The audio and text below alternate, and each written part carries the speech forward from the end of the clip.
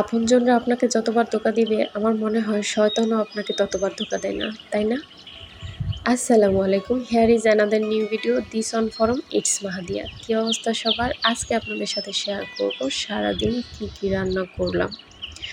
তো সারাদিনের রান্না বলতে তো আমার একবারই রান্না বাড়া থাকে, আর হচ্ছে সকালের নাস্তাটা। তো আজকে সকালের নাস্তা পরোটা বাদে হচ্ছে আমি পাস্তা তৈরি করলাম। পাস্তা বলতে পাস্তা নুডলসের মতোই রান্না করলাম, পাস্তা আর নুডলস মিক্স করে। তো এখানে দেখা যায় ভয়েস দিতে গেলে অনেক ওয়ার্ড উল্টাপাল্টা বলি বা চলে আসে, হ্যাঁ? তো এটা সবার বেলাই হয় কম বেশি আমার মনে হয়। তো এগুলা ভুল ধরার জন্য অনেক মানুষ আছে। তো আমার ভুল হলে সবাই একটা করে কমেন্ট করে যাবেন।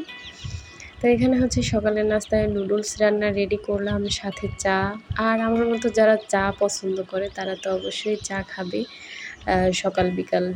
মানে ভাত থাকুক, ভাতের সাথেও মনে হয় চা খাবে। আমার তো এই অবস্থায় চা খাইতে হবে ভাই। কেন এরকম হয়ে গেলাম কী জানি। তো এখানে নাস্তা রেডি করলাম, আর বলতেছিলাম না যে আপনজনরা যতবার ধোঁকা দেয় শয়তানও ততবার ধোঁকা দেয় না। আসলে এই কথাটা কিন্তু ট্রু। হয়তো দু একজনের ক্ষেত্রে ভিন্ন বা অনেকের ক্ষেত্রেই কিন্তু এটা সত্য। আপনজনরা এমনভাবে আঘাত করবে যেটা আপনি পারবেন না কারো কাছে বলতে, আর পারবেন না নিজের ভিতরে মানে সইতে আর কি। তো হয়তোবা এরকম সমস্যার সম্মুখীন হয়েছি কাছের মানুষ, প্রিয়জন বা প্রিয় মানুষ বা রক্তের সম্পর্ক অনেকের দ্বারাই এরকম আঘাত পাইছি জীবনে। তবে আমি যতটা স্ট্রং মনে হয় আমার জায়গায় অন্য কেউ হইলে অনেক আগেই ভেঙে যেত, বাট কেউ আমাকে ভাঙতে পারেনি। তো যাই হোক, এখানে হচ্ছে রান্না করতেছিলাম, এটা কী মাছ বলে জানি না, রুই মাছ না কাতল মাছ। তো এটা হচ্ছে ২-৩ দিন আগে নিয়ে আসছিল, ওটা আমি পরিষ্কার করে রেখে দিছিলাম। আর আজকে হুট করে রান্নাটা করে নিচ্ছি, মাছের মাথা, লেজ। আর এর আগে যে ২ দিন পোলাও খাইলাম, এরপর আবার বিরিয়ানি রান্না করে খাইলাম। তো এগুলার কোনো ভিডিও ক্লিপস আমি নিতে পারি নাই। আমার ফোনটা নষ্ট হয়ে গেছিলো, বলতে পানিতে পড়ে গেছিলো।